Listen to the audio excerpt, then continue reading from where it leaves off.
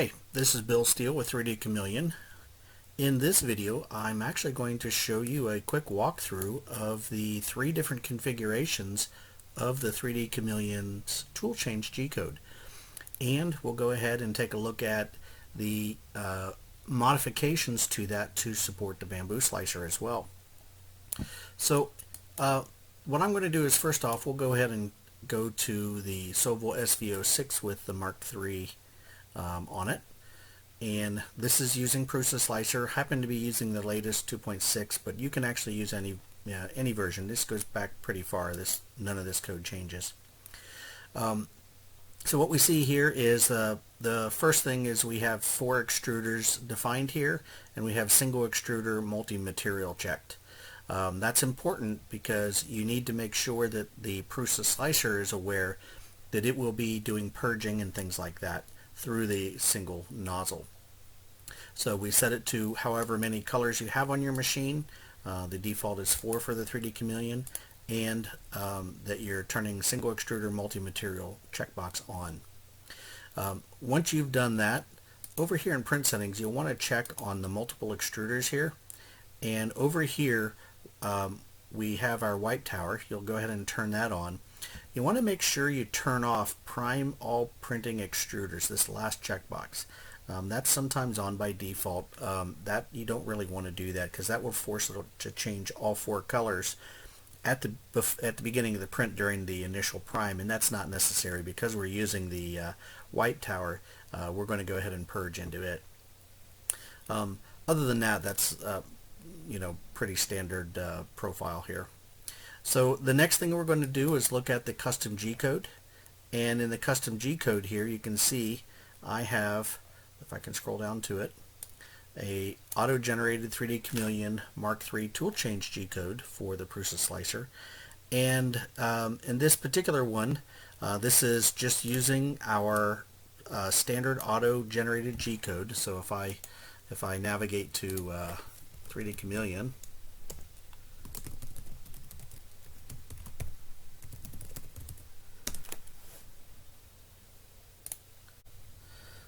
over here you can see we have the Mark III G-code, and when we click on this we're going to enter a couple values here, and this tool automatically will configure the G-code that you're going to paste into the Tool Change G-code block of your slicer. So back over here to the browser. Well, actually, let's just go ahead and look at this and you'll see what we have in here. In this case we have a Y217. So what that is telling us is that the user entered the Y-axis for the button, and the button's location was at exactly 220. This 220 is after you home your printer. This is the exact location that the light turns on our limit switch to trigger the functionality of the 3DChameleon, and we really only want it to trigger on at the last 1 millimeter. So this is the maximum travel, basically less 1 millimeter. So if you think about it, normal printer has a 220 millimeter length on the y-axis. At 219 this will print just fine, but at 220 it'll then trigger the light to turn on, which actually commands it. So you're losing 1 millimeter of the very front of the printer in this case, and you want to make sure you position your switch in that location when you install it.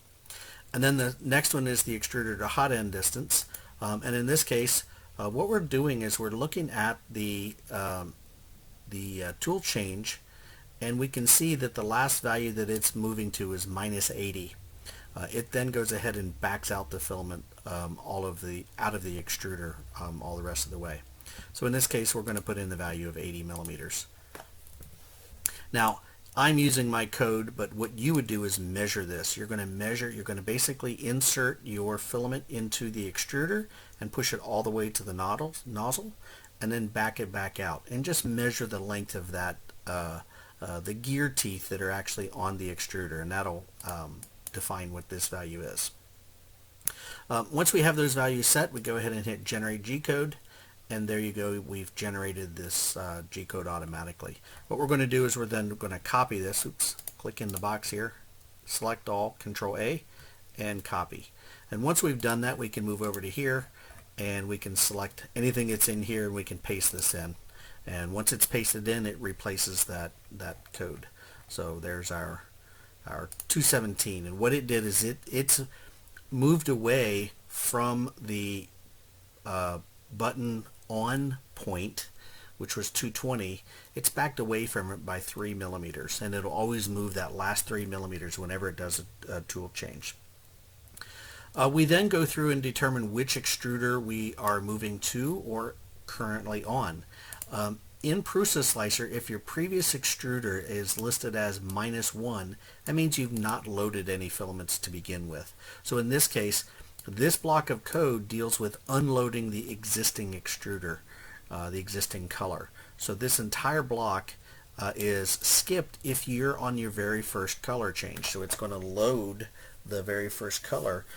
This block of code in this if statement is responsible for unloading the current color. So it's basically saying, hey, if I'm not the very first color change, go ahead and unload the current color. And the way this does this is it does what I call the dance. It moves back and forth and it cools the filament inside of a cool zone of the machine, and then it goes ahead and it backs it all the way back out. We then move into the next point where we load the next color, and in here what we're doing is we are moving to press the button. So again, I mentioned that it's 3 millimeters away, so here it's moving 3 millimeters forward on the y-axis. It happens to do it on the x-axis, but you don't have to worry about that. That means nothing in this particular case since our switch is on the y-axis. So it moves forward to press the button. It then dwells for a particular amount of time. This G4 dwell takes a P parameter, and that P is milliseconds. So in this case, it's dwelling for 500 milliseconds after it's pressed the button. So it presses the button, waits for half a second, and then it falls down through and backs back away from the extruder or the button. So this, it moved to 217. It advanced to 220 to engage the button. It waited for a certain amount of time, and then it moved 3 millimeters back away to disengage the button. And in this case, you can see it's saying if it is extruder 0 is the next extruder, in other words the first color, then it's only half a second press. If it's extruder 1, which is the second color, then it's a 1 second press. So half, 1, a 1.5, and a 2 second press. That's how the system knows which color to pick. It's based on how long it's pressing the button. So this block of code simply calculates how long it should be pressing that button for. We then go through here and we wait for 15 seconds. Remember, the G4 has a parameter for P that's in milliseconds, but it also has a parameter for S, which is in seconds. So in this case, it's waiting 15 seconds for that color change to occur. Once that color change has occurred, it is loading the filament. It immediately then goes and starts loading the extruder at the same speed as the 3DChameleon is actually pushing the filament in. So this is feeding the filament in and then feeding it into the extruder. We then wait another 1.5 seconds, just to make sure we've got a good grip on everything and it's loaded. We then go back into our normal printing modes, and we go ahead and load the filament all the rest of the way back into the extruder. And that's the end of the color change. So this is pretty similar to every other machine out there. So if you're in mode 2 of the 3DChameleon, this is the block of code that you're going to be using the most. Now, the difference between mode 2 and mode 3 is very subtle, but it is actually important. Let me see if I can find a mode 3 version here.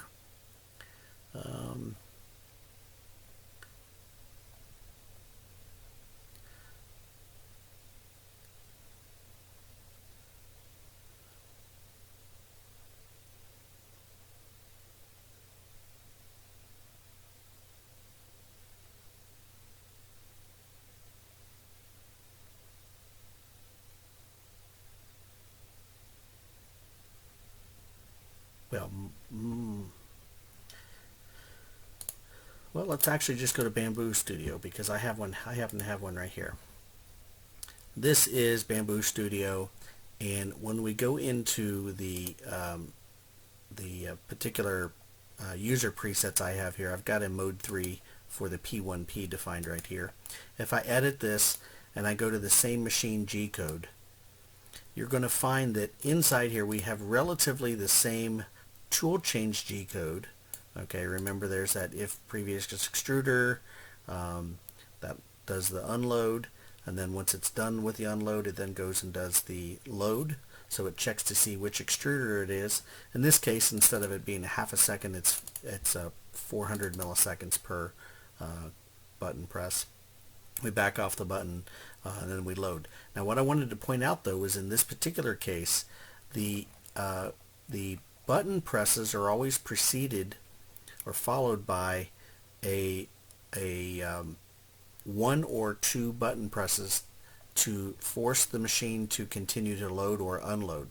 So let me show you a quick example of that. In this case, if we're unloading a color, this one is actually going to retract it out. It's going to move to the cutter. The Bambu machines have a filament cutter, so this block of code is actually going to go and do the cutting of the filament. It then backs it out. But when we go to change colors, we've pressed the button. We've waited for a split second, for each of the 4 colors. We back off the button, but then the machine stops and waits. And it's waiting for the button press again. And in this case, we want to load or unload the filament by 20 inches. So if I'm unloading 20 inches, what I'm going to do is I'm going to go press the button again. That's what this one is doing. It's re-engaging the button, and it's waiting for exactly 20 seconds. The 3DChameleon, while the button is pressed here, will continuously unload the filament for as long as the button is pressed. Once that's done, it will let back off the button. This one moves back away from the button, and it stops unloading the filament. So this is the difference between mode 2 and mode 3. Whenever we want to move a filament, we always have to press the button. So a unload of a filament, you press it for 20 seconds. A load of a filament, you press it for 20 seconds. In this case here, you can see we're doing it 20 seconds. But in this case, we're also adding 2 additional seconds just to get it to load into the extruder before we back off the button. This is always a helpful thing. It's the same value for you as a owner of the machine, but in reality, we add 2 additional seconds just to make sure we get it loaded into the extruder just fine. So that's the only difference between mode 2 and mode 3. When you press the button for 1 pulse, 2 pulse, 3 pulse, or 4 pulses, you're loading color 1, color 2, color 3, color 4 respectively. If you already have a filament loaded, it will automatically unload that one first. Now, that means that on your very first load, you don't have a unload button press. You only have the load, so it skips that first 20 seconds. After that, the loads are always going to be an unload for 20 seconds, and then you press the button again a third time after you've pressed the button the first time to select the color, you press the button the second time to unload it, and this is as long as you're holding the button, it's unloading the filament.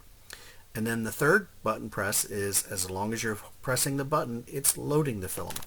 So it's 3 presses, and you have to let off and you wait just a little second in between them. Here you can see there's a 1 second wait between them. That allows the machine to do whatever it needs to do between colors. But that's all there is to between mode 2 and mode 3. Mode 2 and 3 are identical, except mode 3 allows you to load any distance of filament that you want. The benefit here is that you can actually have multiple 3DChameleons on the machine, and you can load through as many Y adapters as you need to get there. In mode 2, we're always only loading 10 inches of filament, so you never want your filament park position to be more than 10 inches away from your extruder. By the way, what that means is that your Y adapter, out of the box, the 3DChameleon comes with about 4 inches of PTFE tube, but in reality what you want to do is cut that short before it goes into your extruder. You want that as short as possible, but still long enough that it's usable. So that's mode 2 and mode 3. Now there is one more mode, and that's mode 4. I'm sorry, it's a mode 1. And in that mode, what we're talking about is the 3DChameleon is actually directly driving the color changes, but the extruder is actually driving the filament. So here, this is an example of that with the Prusa Mini using the 3DChameleon. And in this case, whenever we're going to move the filament, we're always simply going to engage the stock extruder. So we can press the button. Let me go find this. That's the wrong version. Let me find the Mark III for the Prusa Mini.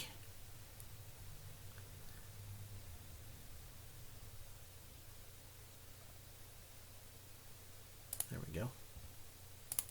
So in this case, we go and we use the stock extruder's motor to unload the filament. That's what this block of code is doing here. Once it's unloaded,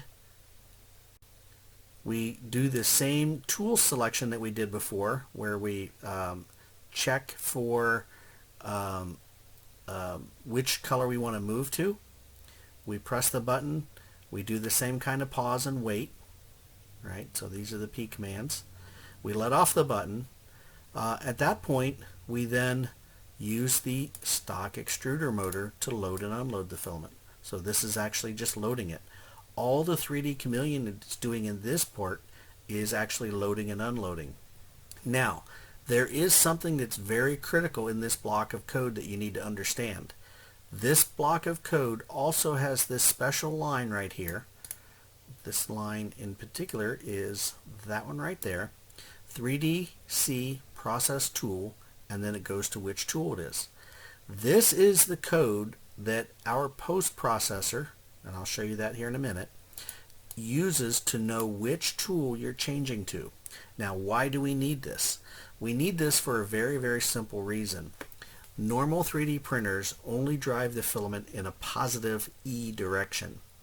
With the 3DChameleon, once you have the 3DChameleon actually acting as the extruder, and it's plugged into your stock printer's electronics for the extruder, we are no longer moving it in our own electronics. Instead, we're relying on the printer's electronics to move the filament.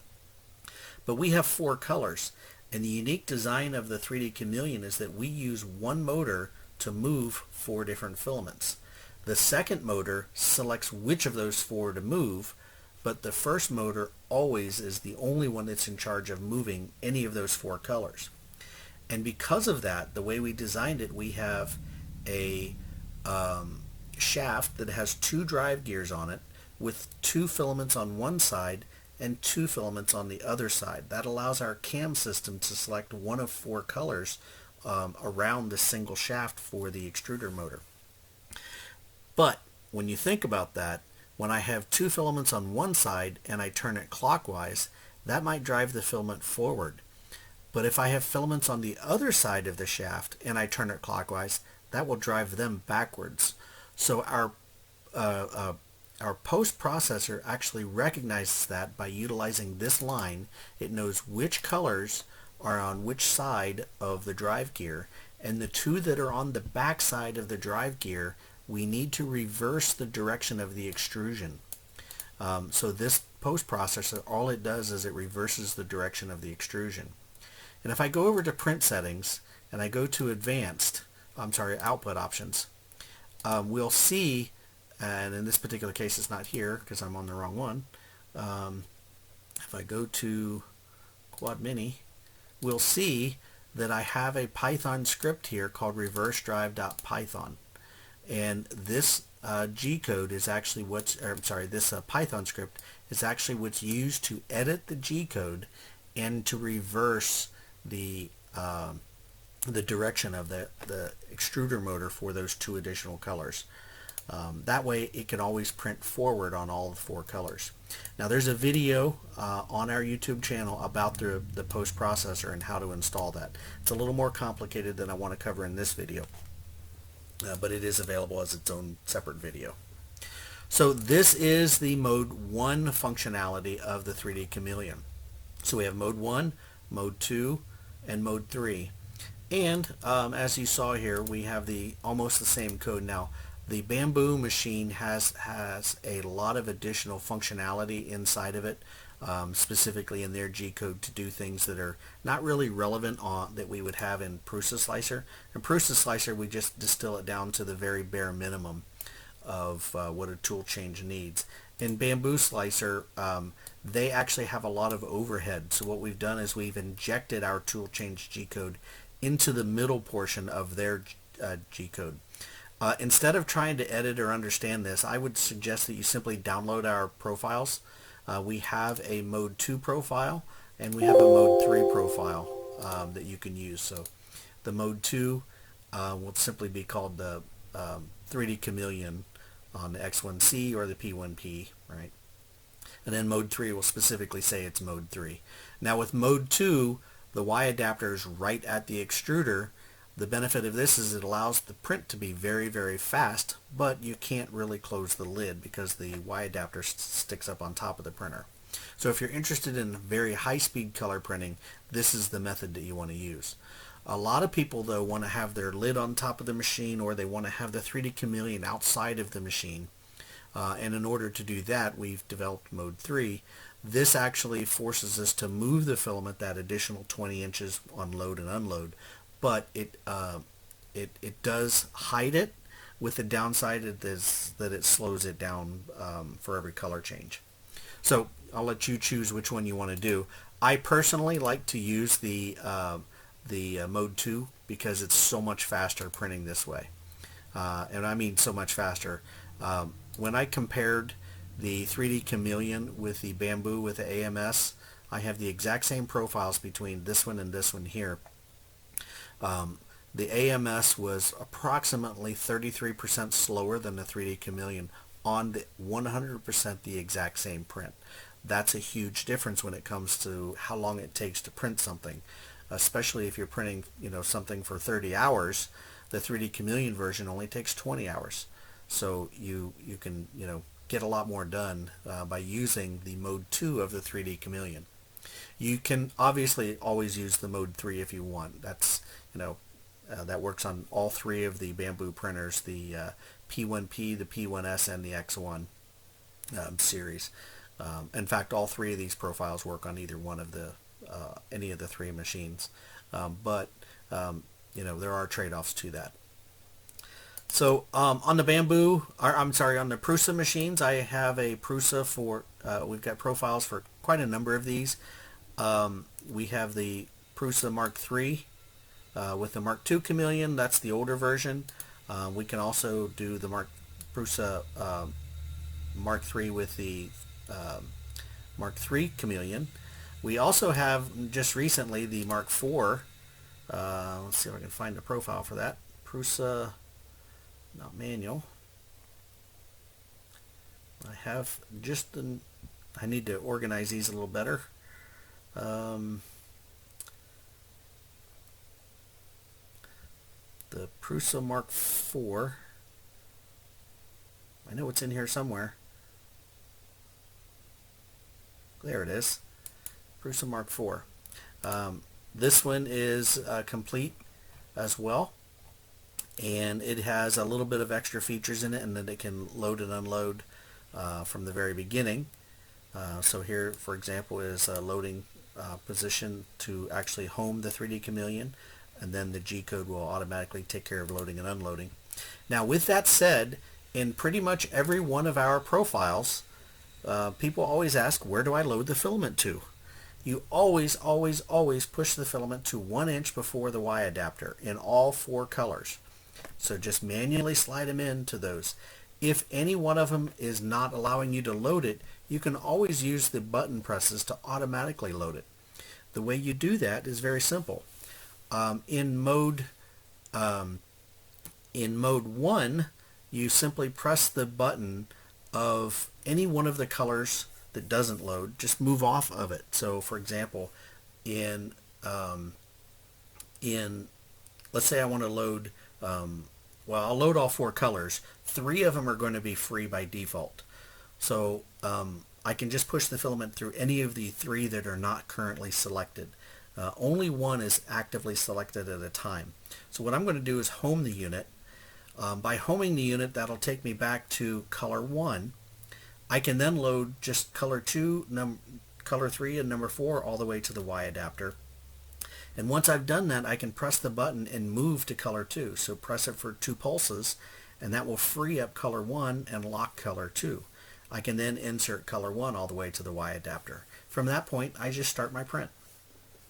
In mode 2 and mode 3, they're both very similar in this case, you can actually home the unit, and so 7 pulses, and if you want to load color 1, just press the button for 1 pulse. Insert your filament, and when it loads color 1, it'll actually load it for, in mode 2, about 10 inches. But in mode 3, you press the button again and it'll continuously load the filament automatically until you let off the button. So you can always use the automatic feature that way. So you're basically telling it to load. On the very first load of any color after homing, it'll always just load the filament for as long as you're pressing button in mode 3. So what you can do is 7 pulses, pulse 1, 7 pulses and then 1 pulse, and then press the button until the filament gets to the point where you want it to load. Then you home again, then press it for 2 pulses, press the button again until it loads to the number 2 to the point where you want it. So as long as you're holding the button in those modes, it'll continue to load. Now what's nice about it is once it's done loading to those points, it lets go of the filament, so you can freely move it and precisely position it wherever you want to. So you just cycle through all 4 colors and do that. So very simple. Now, one other thing I want to cover in this video is 3D Clippy. In the G-code you just saw, for example in the Sovo SV06 here, we're not cutting the filament off. Instead, we're doing what we call tip shaping. Now, since Bambu has introduced their printers, they developed the filament cutter that's built into their machines. And I like that idea so well that I went ahead and designed an open source project called the 3D Clippy. The 3D Clippy is a filament cutter that can be adapted to pretty much any printer. Deltas is a little hard to adapt to, but it does vastly increase the reliability of these things, in that you no longer have to worry about what kind of filament you're running, and instead you just simply cut the tip off and leave it in the hot end and just purge it out on the next color change. So you'll see in this case here the difference between the 3D SV06 Mark III and the Mark III with the 3D Clippy is that here we actually spend quite a bit of time shaping the tip and retracting it to get rid of any of the blobs that are in it. However, in the one with the 3D Clippy, we don't do any of that. We simply move over to our holding position. In this case, we ramp up the motor current on that particular machine. Some machines you don't have to, but and then we just move over to X0 in this case. That cuts the filament off. We do it a second time just to be sure, but this mechanically just guillotines the filament off. We then return the motor current back to normal, and we go ahead and continue our loading process, or unloading, right? So this actually unloaded it somewhere after we've cut it. Oh, press the button to select the new extruder. Yeah, so we back off the button. Somewhere in here I have an unload.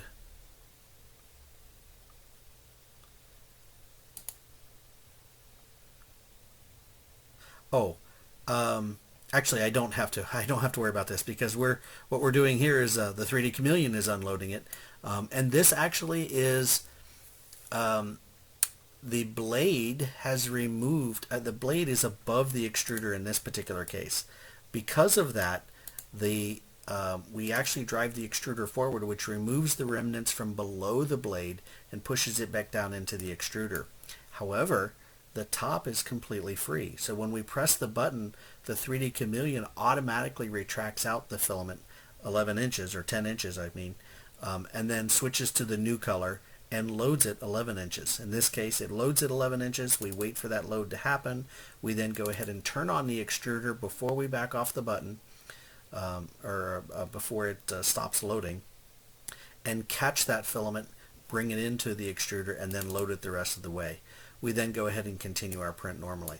So this is a nice little way of eliminating the randomness that you get with trying to understand which type of filament is, uses a different process for tip shaping. PLA, for example, swells up. ABS kind of gets stringy depending on what you're doing with it. So the idea here is that you never have to worry about that. You just cut it off. And this is available for many different types of printers. I've got it for the Solvo SV06, and I've got one for the Creality Ender 3. So here you can see that. The Creality Ender 3 is a little bit different than the Clippy implementation, and that what it does is it cuts it off on the left side, and then it homes it, which resets it on the right side. This is actually the easiest way to reset it. Instead of actually increasing the motor current, which is easy to do on some machines, on the Creality it's not, because it's a physical change that you make to the machine. So what instead we do is we actually overdrive it into the right side of the machine, and that forces it to cut the filament, but it also potentially skips the motor, right? So by skipping the motor, we lose our position. So what we do is we simply restore that position by homing it on the right side of the, or the left side of the printer. And in this case, by homing it on the left side of the printer, I've also taken advantage of the fact that we have to move it that way, and that simply resets the blade, so we don't have a rubber band or a spring that returns the blade. The process of homing it actually does that. Everything else is identical in this code to the Solvo SV06. So here's a Creality Ender 3 V2, very similar to the V3, the normal Creality Ender, and then so those are the three examples that we have for that particular 3D Clippy. We've got the Creality Ender 3, the Creality Ender 3 V2, and the Solvo SV06. And we'll be continuously working on others as we go through here. So that's kind of where we're at. Again, we don't need that on the Bambus because they actually have cutter built into it. And that's part of this code that's in their Tools Change. They actually do have a cutter routine inside of here that forces it to over to the cutter area and slices it off. And we actually move, here you can say move to the cutter and cut, right? So we actually take advantage of the fact that they have the cutter built in, and we've pretty much duplicated their code, optimized it a little bit for changing the position for when the filament loads, just to make it a little easier. But other than that, it's a standard machine. So anyway, those are some examples of the Tool Change G-code in the Mark III Chameleon, the three modes. So you have mode 1, which is where the 3D Chameleon is acting as the extruder, and the G-code in that case uses the E distances of the G0, G1 command to move the filament. In mode 2, the 3D Chameleon can load and unload the filament by itself. It only does it for 10 inches though, completely automated. This allows for very high speed printing. And in mode 3, we also have the secondary button press and the tertiary button press, which allow it to load and unload any distance that you want. I might add, I will go back to that mode 1. Mode 1 by far is the fastest mechanism that you can use in 3D printing, because it can actually load and unload at the speed that the extruder's motor can run at, which is very high speed. In the Prusa Mini, for example, in that profile that we have for the Prusa Mini, where we're using the post processor to do a little bit of that work, this machine can actually run so fast that it can change colors in about 7 seconds. That's the fastest color change you're going to find. Now, when you compare that to a Bambu, the Bambu with an AMS, for example, it could take up to a minute and a half to change a color. The Bambu with a 3D Chameleon in mode 2 can change the color in about 15 seconds. But in mode 1, on a machine where we can use their electronics to drive our motor as the extruder, then they can drive it very, very rapidly and get it to move, significantly faster. That's a cool little benefit, by the way, just to talk about that. I have an Ender 3, an Ender 2 Pro that also changes color in 7 seconds. So we have a $300 setup right here. Basically, it's a $99 printer and a $199 color change that can print way faster than the Bambu can because of that. So that's all I have for this video. When you are when you're looking at this, we have several videos out there, and each one of the videos where they talk about the particular machine, there is a profile linked down below in the comment section or in the description section of the video, either that or the comment section, one of the two. And as always, you can always check out our printables page or our Thingiverse page for those. By the way, the 3D Clippy is available on Tinkercad. If you go to our printables pages for those particular 3D Clippies, they will have links to the Tinkercad where you can download and modify them yourself. Highly encourage you to take that and adapt it to your printer or any printer that you think a filament cutter needs to be done.